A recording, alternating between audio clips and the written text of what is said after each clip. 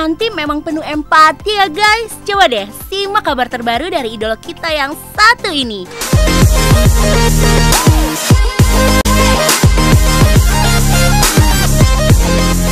Kali ini nih ceritanya sangat menyentuh. Bunda Maya tuh mengunjungi Angelina Sondakh di penjara.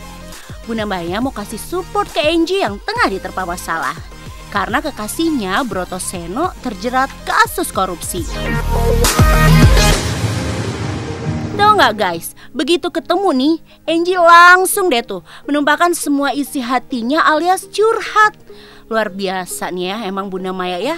Hatimu suasa mudra Bun Mai.